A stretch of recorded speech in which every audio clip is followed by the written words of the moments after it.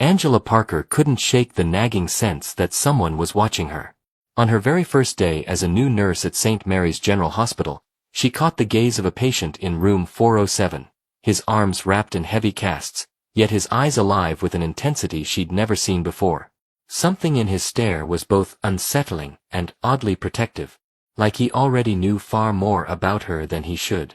Little did she know, that quiet man carried a devastating secret, one that would rip open old family wounds, unravel hidden prejudices, and change Angela's life forever. And every time he whispered her name, the echo in his voice hinted at heartbreak and years of regret. But why was he so fixated on her? And how could a stranger's past possibly be tangled up with her own? St. Mary's General Hospital was a gleaming beacon of medical innovation nestled in an affluent suburban neighborhood, where the sidewalks were immaculate, the lawns carefully pruned, and the streets quiet after dusk. The hospital's white exterior shone under the midday sun, reflecting an image of prestige. From the moment its automatic doors slid open, visitors were greeted by spotless marble floors, polished brass railings, and staff members who moved with practiced efficiency. Beneath that pristine image, however, ran an invisible current of unspoken tension. It was felt by those who existed at the intersection of race and professional ambition. Men and women whose presence wasn't quite embraced with the open arms the hospital prided itself on advertising. To everyone else, the hospital operated like a well-oiled machine. Yet if you looked closer, you'd sense the subdued hostility, the coded language, and the silent prejudices that hung in the air. Angela Parker had no illusions about the subtle layers of bias she might encounter. A newly hired black nurse, she'd already navigated other hospitals and clinical rotations where she'd felt unwelcome. She knew how to maintain a calm exterior when confronted by judgmental looks or demeaning comments. Her nursing degree, earned through late-night study sessions, student loans, and unwavering determination, was proof that she belonged in a white coat, stethoscope around her neck, and in these hallways just as much as anyone else. When Angela stepped into the hospital's grand lobby for her first shift, she took a moment to breathe in the antiseptic smell that always reminded her of her grandmother's advice. You'll face closed doors, but keep knocking. If no one answers, build your own door. These words had carried her through every challenge, and they steadied her now. Her first impression of St. Mary's staff was outwardly positive. Smiles, polite handshakes, words of welcome. Yet underneath this professional veneer, she sensed a layer of reservation. The head nurse, a woman named Patricia Stern, regarded Angela with a tight expression that never quite reached her eyes. Though Patricia congratulated Angela on her recent hire, the conversation felt rehearsed, as though Patricia were checking off a box rather than welcoming a new team member. Before long, Angela was shown to the staff locker room.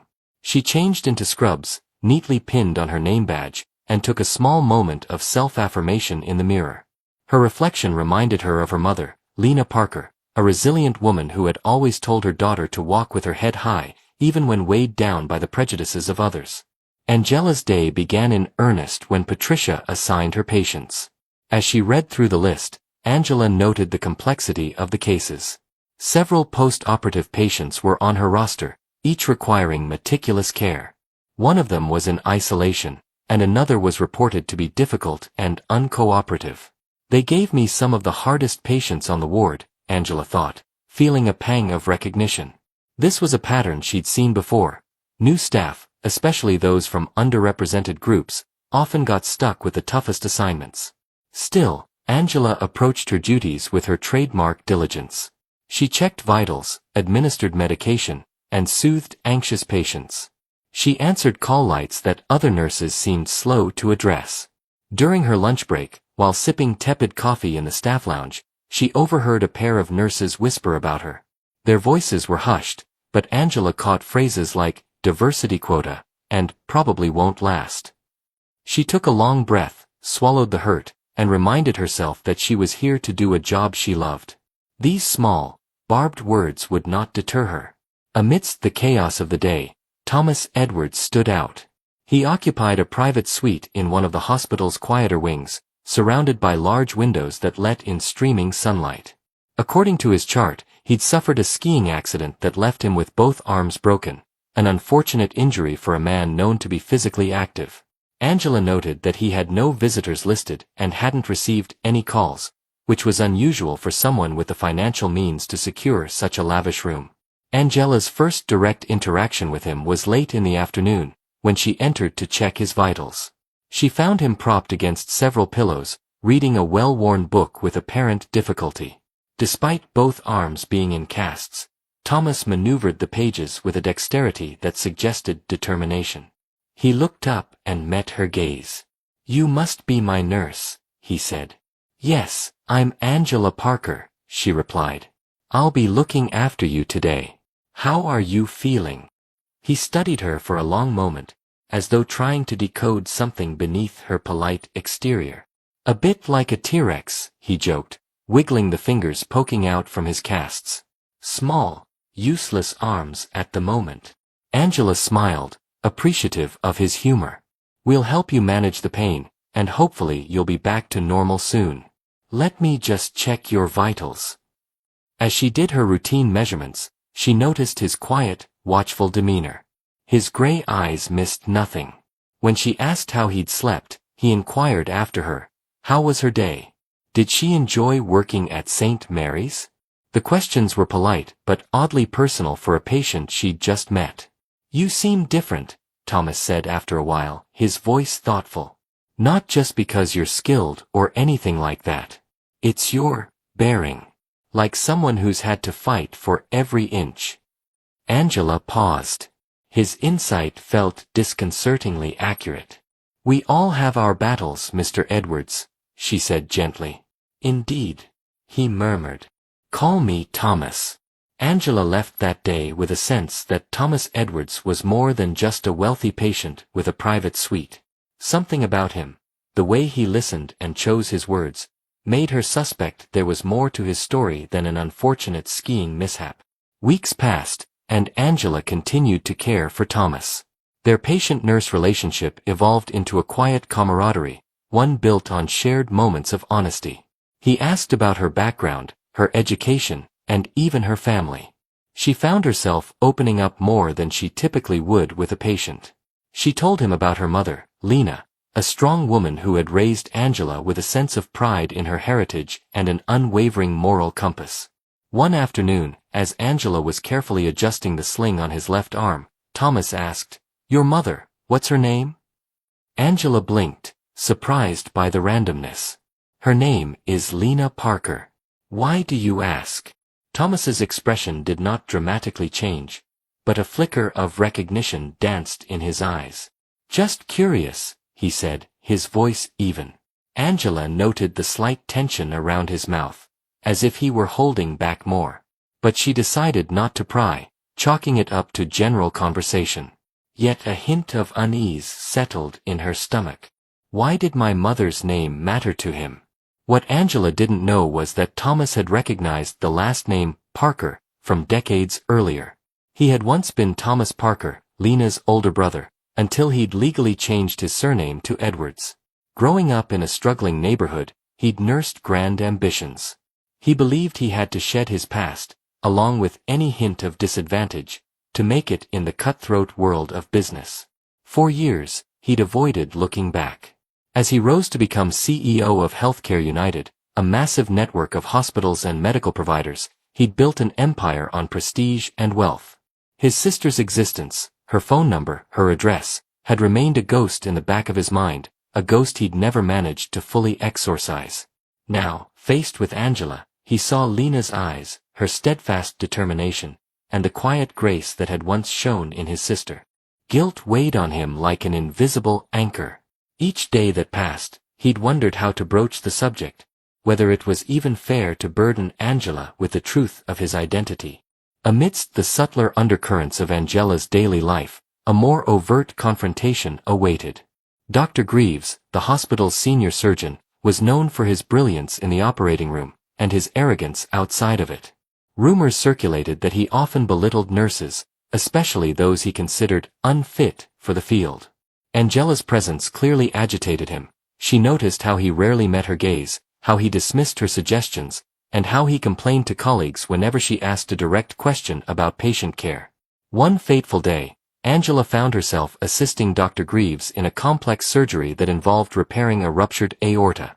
The tension in the operating room was palpable, the patient's vitals were unstable, and every second mattered. As Dr. Greaves guided his team, Angela monitored the instruments, keeping track of sponges and handing over the necessary tools. Then she saw it, an emerging hemorrhage in a section of the aorta that Dr. Greaves had not fully clamped. "Doctor," she said, her voice carrying urgency through her surgical mask, "you need to clamp the aorta more proximally. There's leakage near the inferior mesenteric region." He barked something about her staying in her lane, but she persisted. "I see active bleeding. The suction is pulling more blood than usual." A tense second passed. Finally, Dr. Greaves cursed under his breath and adjusted the clamp. The bleeding lessened. The surgical team breathed a collective sigh of relief. Despite the friction, Angela's intervention had likely saved the patient's life.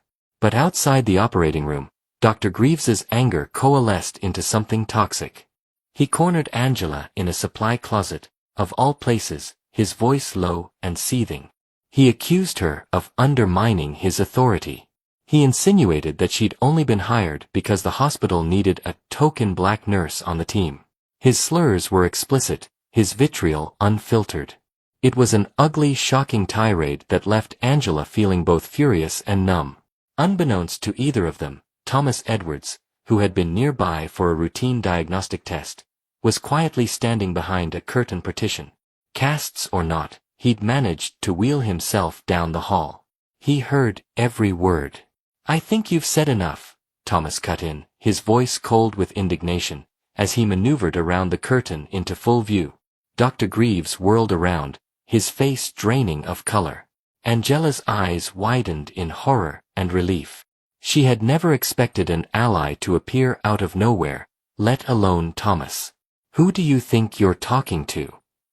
Dr. Greaves sputtered, still trying to maintain some semblance of authority.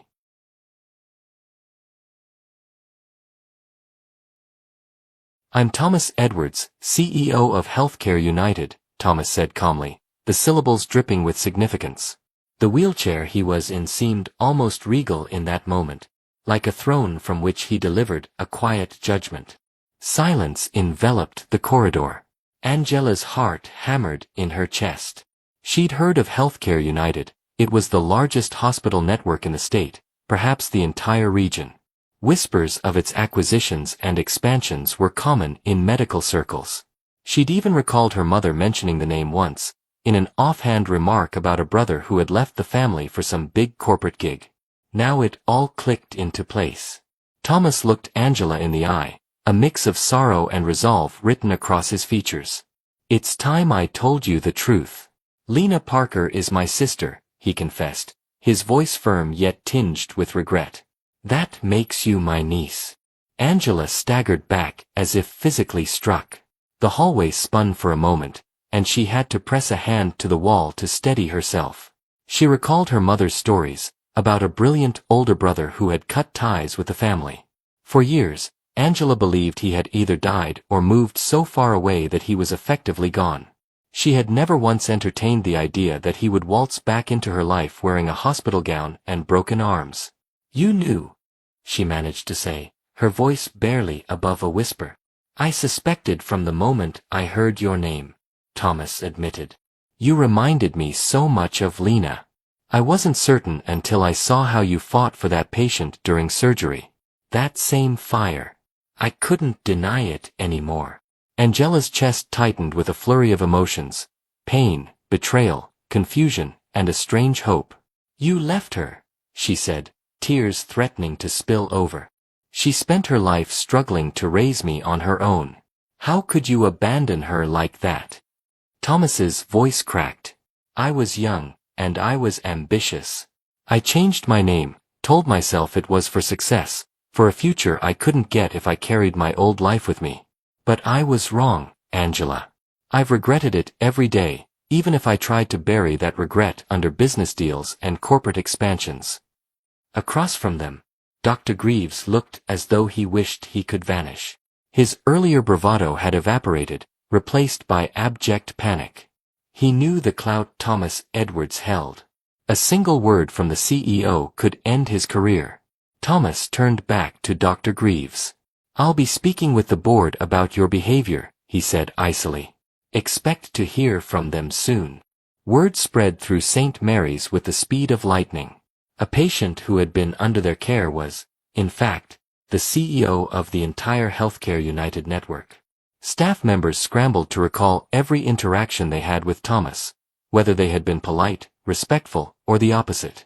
Dr. Greaves was immediately placed on suspension pending a formal review. Tensions ran high. Some employees wondered whether more heads would roll if further reports of misconduct emerged. Angela found herself thrust into a media spotlight she neither expected nor particularly wanted. Journalists arrived, eager for sound bites from the nurse who had caught the great Dr. Greaves in a moment of racist vitriol, and from the CEO who had chosen to reveal his identity in such dramatic fashion. St. Mary's board of directors rushed to issue a public apology to Angela, acknowledging that she had faced discriminatory behavior and praising her professionalism under pressure. Privately, Thomas extended an invitation for Angela to meet with him in his executive offices once he was discharged. The thought made her stomach churn.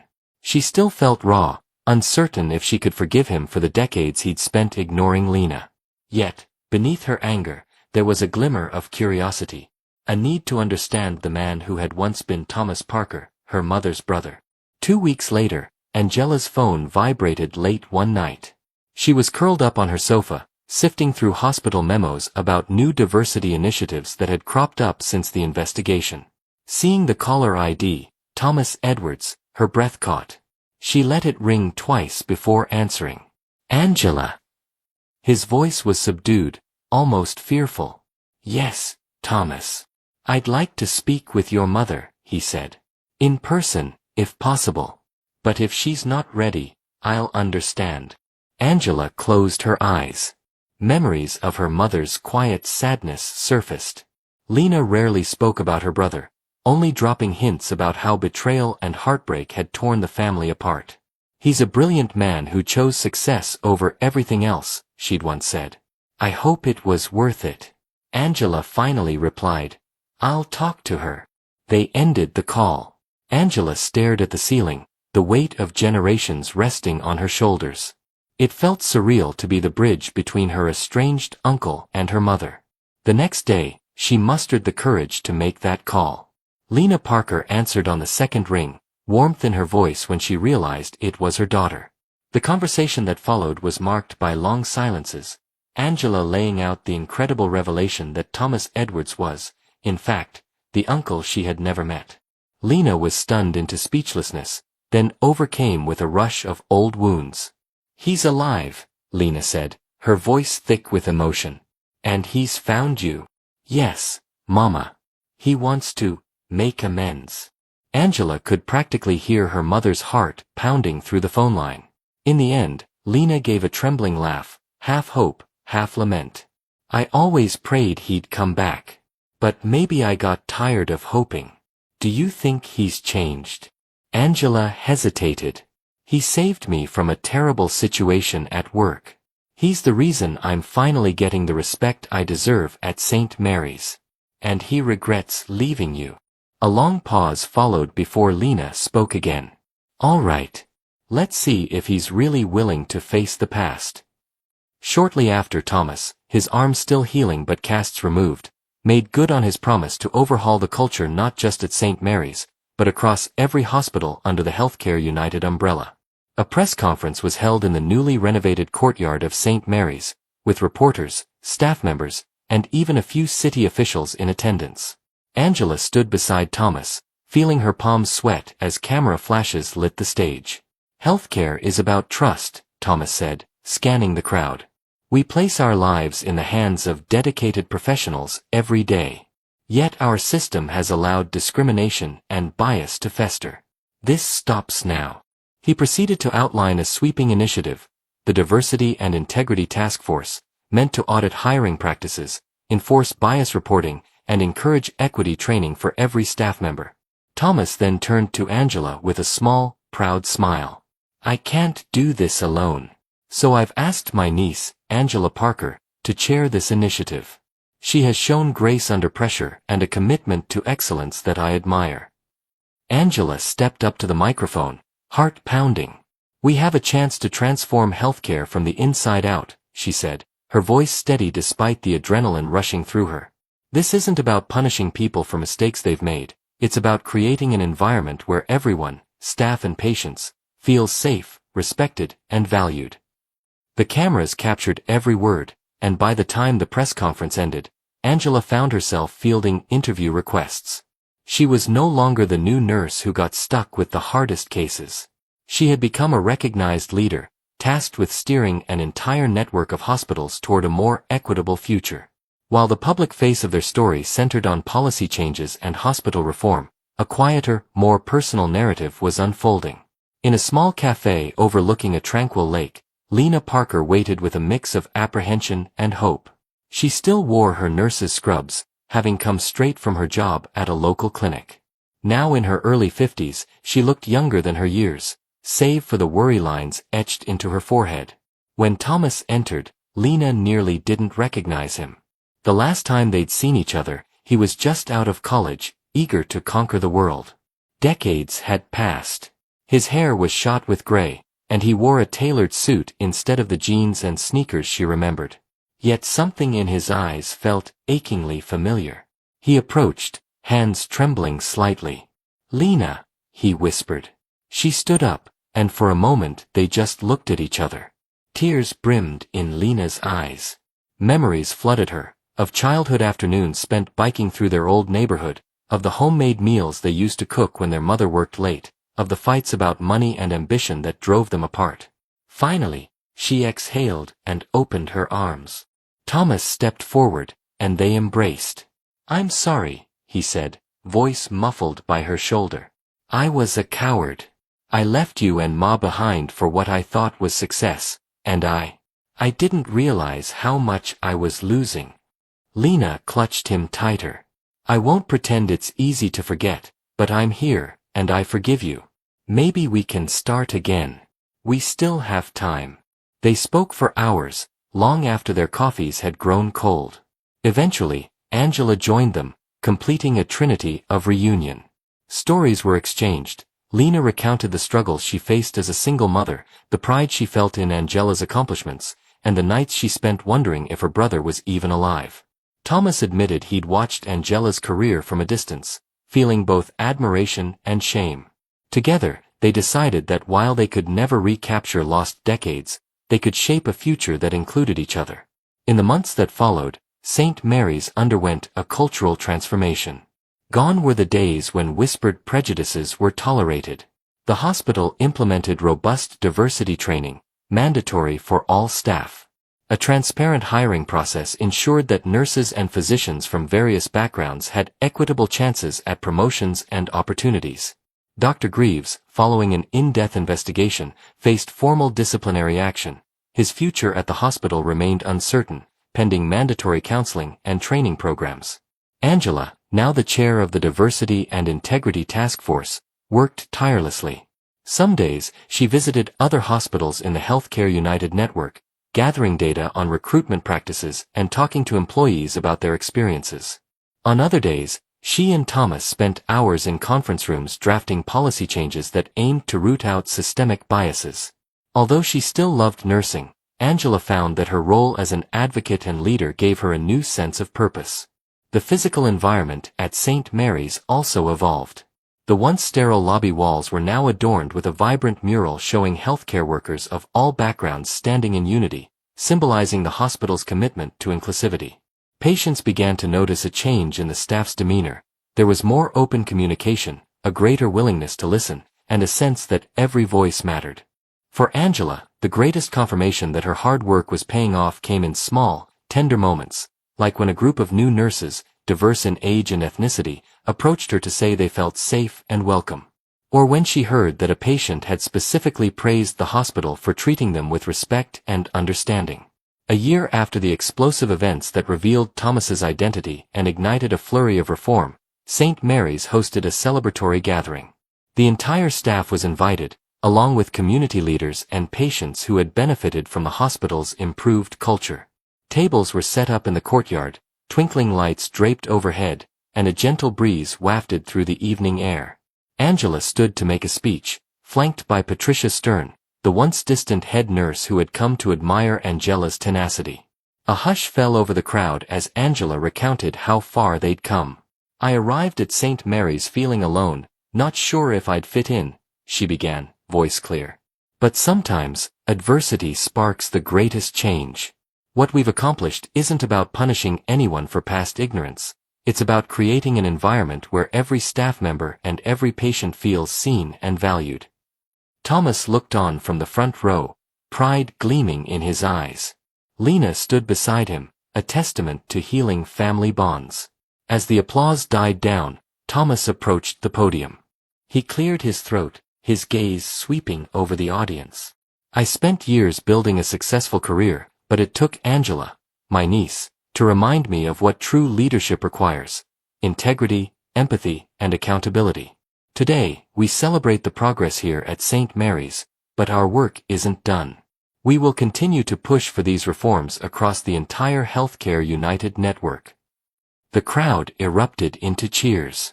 Angela and Thomas exchanged a brief, meaningful look, both acknowledging that their personal journeys had, by sheer coincidence or fate, intersected in a way that forever changed their lives. Some nights, Angela would take the long route home, recalling her earliest shifts at St. Mary's when she felt invisible despite her bright scrubs. She remembered the hushed whispers of her colleagues, the looks that suggested she didn't belong. She also remembered the twist of fate that introduced her to Thomas Edwards, a man who turned out to be far more than just a patient. Her life was now a tapestry woven from threads of hardship, resilience, and unexpected family ties. The rift in her family had not disappeared completely. Some wounds require more than apologies to heal. But a fragile bridge had been built. Lena and Thomas frequently exchanged calls, sometimes about family history, sometimes just chatting about the hospital's progress. Every so often, Thomas would visit St. Mary's, not as a stern CEO but as Uncle Tom, bringing flowers for Lena when she stopped by. Angela herself grew into the role of a leader, someone who fought for equity in an industry that deeply needed it. She continued her work as a nurse as well, never straying from her core passion of caring for patients. And as she walked those gleaming marble floors, she no longer felt the sting of second-guessing or subtle slights. Instead, she felt a quiet confidence that she had earned her place. If you've read this far, don't forget to subscribe for more true tales of justice, resilience, and transformation. Your engagement and support help us keep these voices alive, shining light on stories that remind us of our shared humanity. Which part of Angela's journey resonated the most with you? Let me know in the comments. This story of betrayal, redemption, and the courage to stand against injustice is one reminder that, sometimes, the best way to heal ourselves is by making the world a fairer place for everyone. Stay tuned, more stories of justice, redemption, and resilience are on the way. Thank you for being part of this journey.